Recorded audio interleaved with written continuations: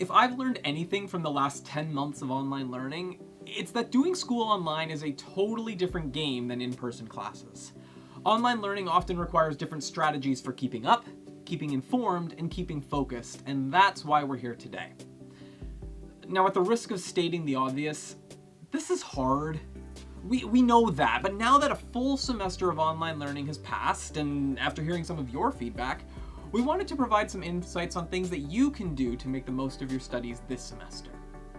But let's face it, you hear from us at the Center for Academic Excellence a lot in these videos.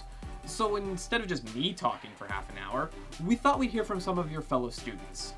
Today, I'm joined by second-year seminary student Alexandra Young, third-year undergraduate student Olivia Hayward, and fourth-year undergraduate student Jeffrey Lebec, and they'll be walking you through some of their suggestions and strategies for successfully tackling online learning.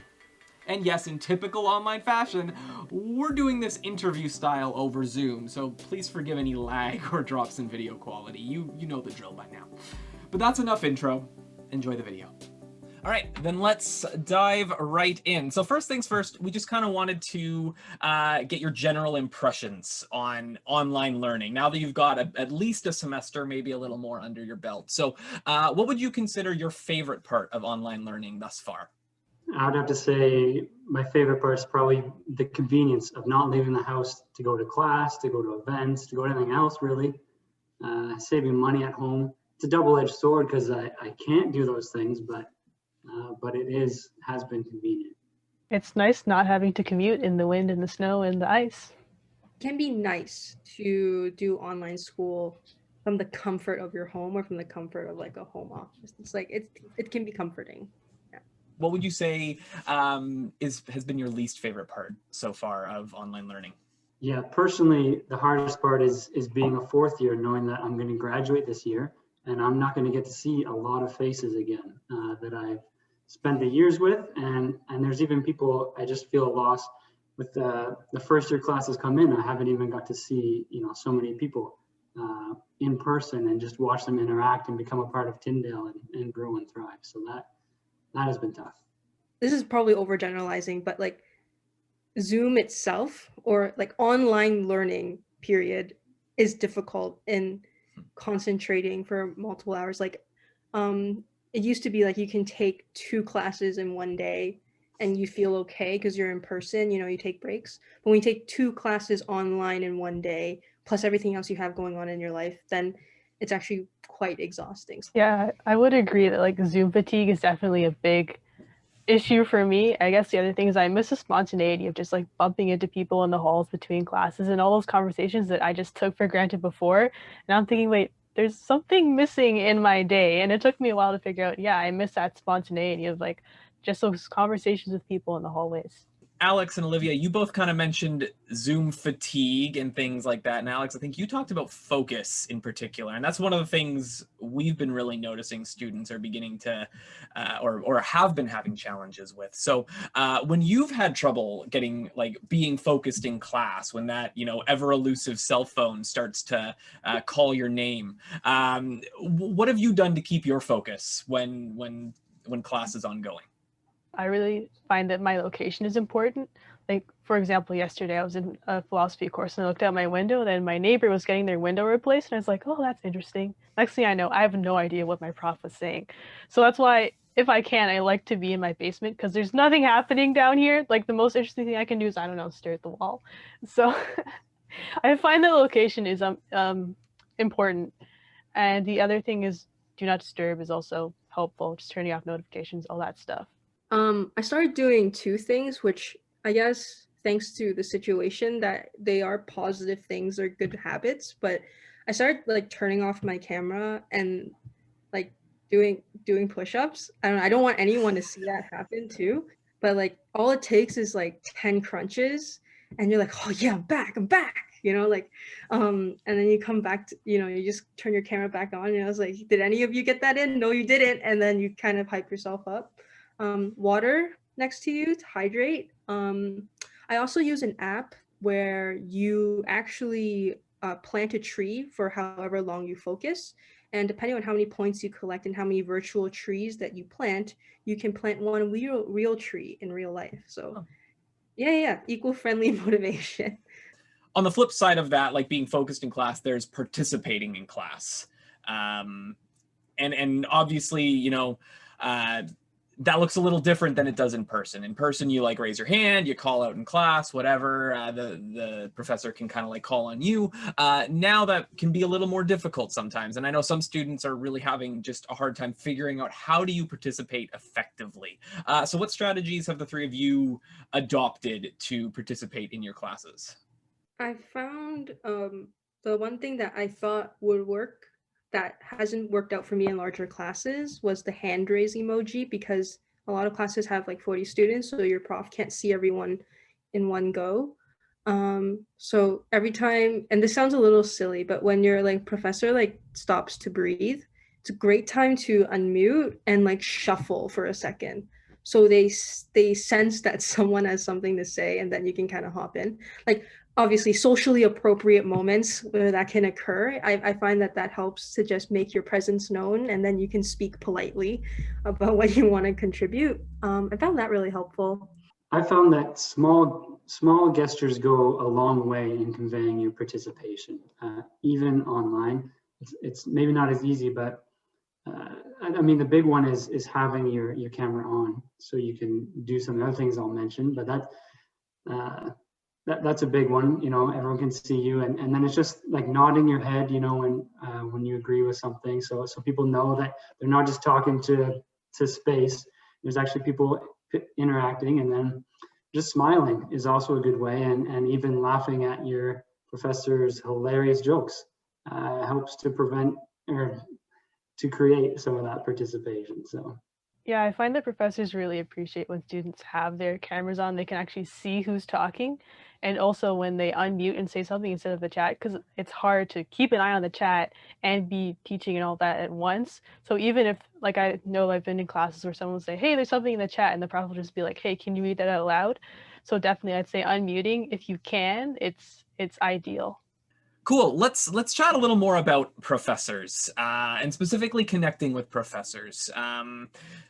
We don't have the luxury right now of just chatting in person after class in the way that we normally would. So, especially in this like pandemic time, how important have you found it to maintain communication with your professors, and how do you usually kind of start that conversation? In the past, it would be easier to go up to your prof and comment about something. So if they sent you back a mark, you can go up to them the next class and ask. Now that that's not the case, I find that when they email me like a grade, like last semester, I had to put in the effort to not just say, hey, thanks for the grade, but I kind of made an effort to say, thanks for the comments and thanks for your opinions.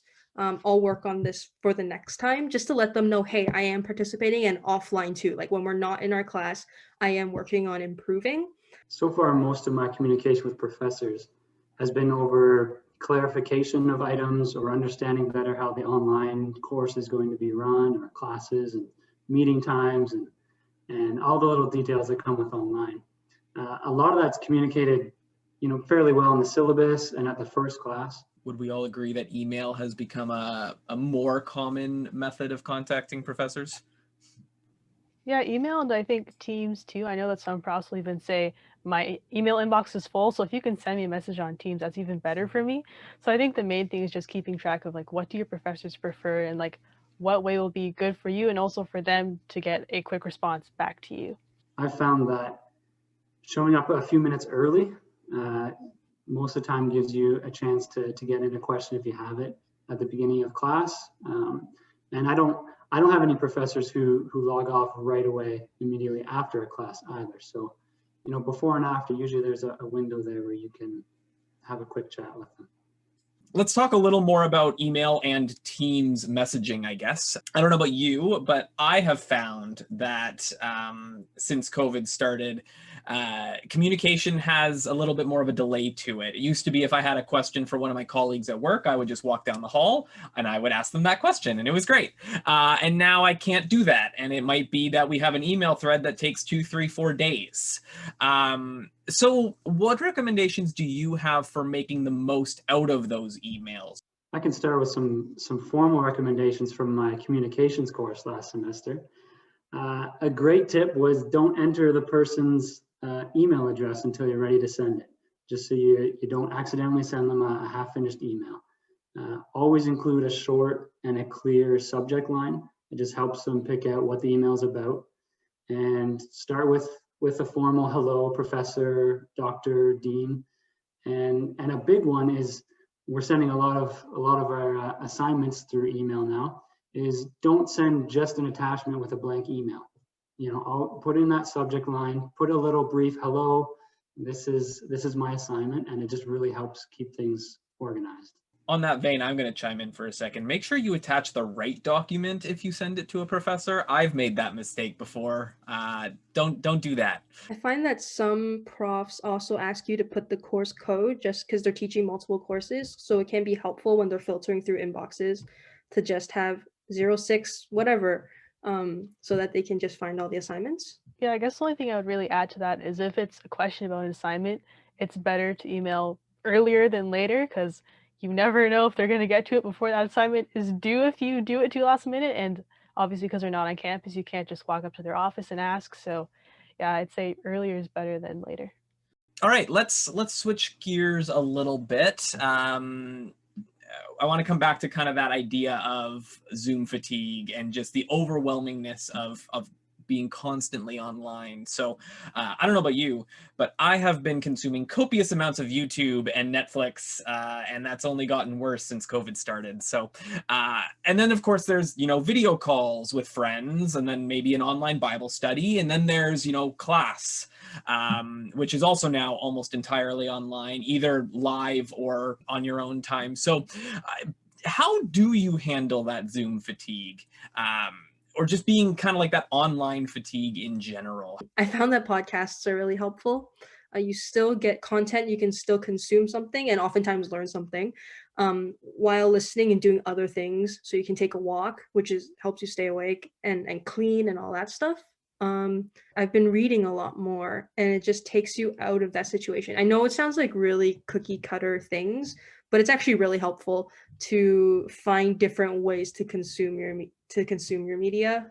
I think that's what I've learned, because FaceTime calls are now just as, like with family, is now just as exhausting as being in class, because you don't get a break from that platform.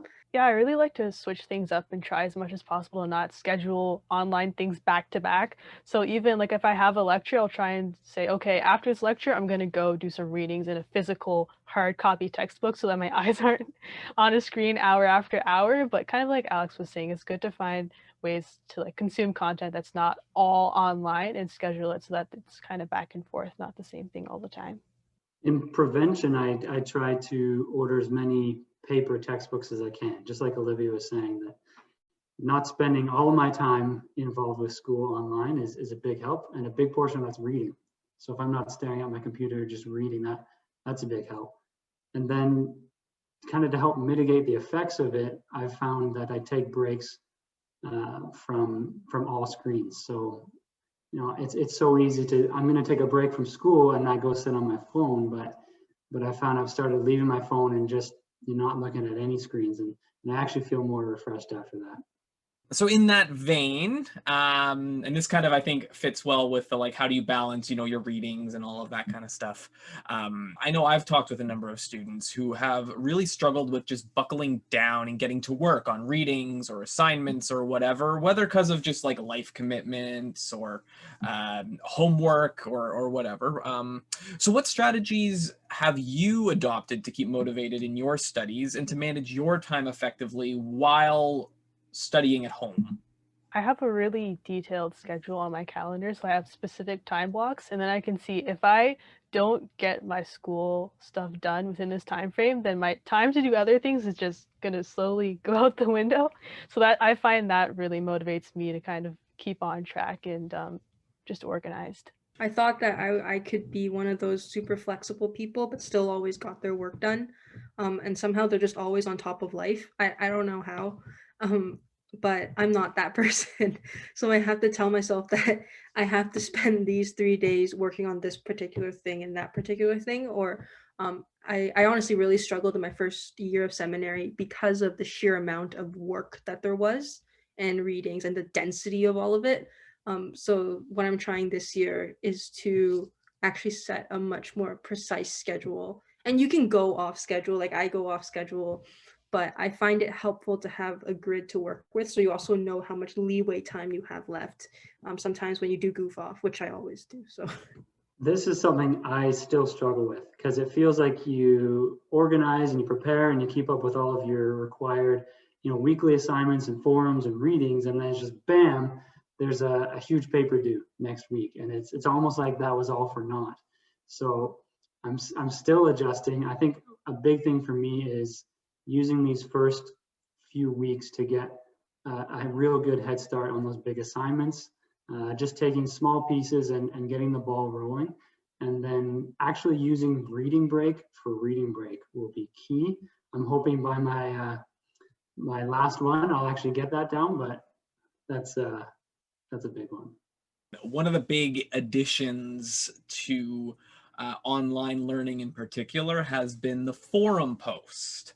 And I know that a lot of, I see those looks, I know a lot of students have been thrown off by the time it takes to not only do the readings, but then also complete the forum post and then potentially respond to a couple of forum posts. So any strategies that you have for kind of like completing those in a timely and effective manner? I like to give myself time limits because I know if I just say, oh, I'll just take as long as it takes, I'll spend hours on a forum post, which depending on the forum post, well, I'd say most of them, it's really not ideal. So depending on what the prof wants for their forum post, because some are more detailed, some it's just like a short summary. It's normally like half an hour to an hour. I'll just set a timer and say, okay, by this time, I'm going to submit it no matter what the state of this post is. And I find that really helpful for just not going overboard time-wise for the forum posts. yeah, in my undergrad, my roommates and we learned something in our years living together was when someone sat down and said, okay, I'm just gonna take 45 minutes and then we can like go out. It never takes 45 minutes, it's always 4 hours. And so, yeah, I think what Olivia said is like on the money. Like you have to set a time limit, and regardless of the state of it, you're gonna have to trust yourself. You did the work and you're gonna have to submit it. Another end of that is also kind of looking at the syllabus, looking at the requirements, looking at the marks allotted to that, and then trying to just pick a reasonable amount of time to spend on it and stick with that. So. I also find doing the readings helpful. And again, that goes back to having that organized time in life. And I think every student's always going to struggle with that, and that's okay. But doing your best to gloss over those big ideas so you're ready to go, so that half hour and an hour doesn't fly by and you're still trying to read it, or understand. What about being late? Because it's easy for me, who is in charge of writing and tutoring services, to be, you just got to get it done on time and that's the end of the discussion. But that's not a reality all the time, right? As much as we want to get things done on time, or hopefully we want to get things done on time, life happens. So when a student does have trouble with deadlines, like they know they're not going to make it, what do you recommend that they do in order to address that? I used to always be optimistic, overly optimistic, and thinking that I wouldn't have any issues with deadlines. That proved to be wrong. So I've humbled myself and realized that for me, it helps to look at my schedule, to look at when my big assignments are due and look for any overlaps. Most of us take 5 courses, so there's a good chance that some weeks will be heavy. And as soon as you see that, as soon as possible, just reach out to a professor and say, hey, look, this is going to be a busy week for me. Can we be a little flexible with that? And I've never been turned down. I've never had an issue with that.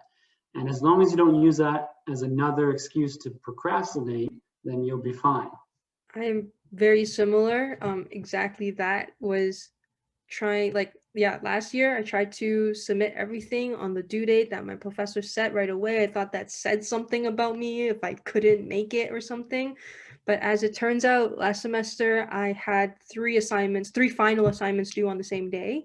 And it took a moment. I still had pride, right, worked up inside me. And then my friend texted me and said, go ask for an extension. Like, just go ask for an extension, because there's no way you can do it. Like, there's just no way. And I said, you're right. And never been turned down, as it turns out. Exactly what Jeff said. They're so gracious, and they want you to succeed as well, I find. Yeah, I think there's a kind of like a two sides of the coin where it's like on one side you're able to like potentially work ahead a little bit. You don't have to have the paper done on the deadline. You can get it done earlier. Shocking, I know. But on the flip side, yes, if you are at the point where it's just so overwhelming and it's not going to happen, I agree with all of you. Contact well in advance. Let your professor know, as has already been said. All right, we're gonna do a bit of a lightning round now. I'm actually gonna ask you to keep your mics on for this part. I'm just gonna list off some different type of information that students sometimes ask about. Where would you find that? So first of all, a class schedule or an assignment deadline? Find that on your syllabus on Moodle. Lovely. How do you get to Moodle? What's that? Is there another name for that? Classes.tyndale.ca. Lovely. Assignment submission requirements, or where you get kind of that asynchronous material. What Jeff said, classes.tyndale.ca. Lovely. What about policies for attendance or late assignments or the grading scale? That would also be on the syllabus on classes.tyndale.ca. You guys are good. Another great place for that, it's not as commonly looked at, is the academic calendar, which is not just a fancy calendar that has like January, February, but it's got like all the information about like the undergraduate and all the information about the seminary. You can find those policies outlined in extreme detail in the calendar. What about which textbooks that you need for a course? I was also going to say the bookstore, but it should be on the syllabus as well. So 2 places. Yeah, bookstore is great for like future courses if you don't have the syllabus yet. Your My Tyndale email. I bookmarked it, so I don't remember the URL. A lot of emails come to my Moodle account if they're sent through Moodle by the professor. I add the Tyndale, at mytyndale.ca right onto my phone's mail server. So I get notifications right away. That's super handy.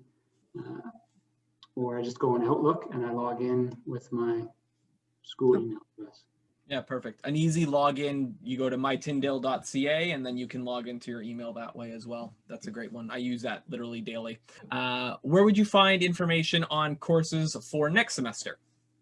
Tyndale.ca academics, courses, and then I think there are PDF syllabi or past syllabi to look at. Yeah, so on the seminary side, you can actually take a look at like past syllabi that have been run. Let's say where do you have to go to get like the list of classes that are being offered when that gets released? I've gone to tyndale.ca/registrar.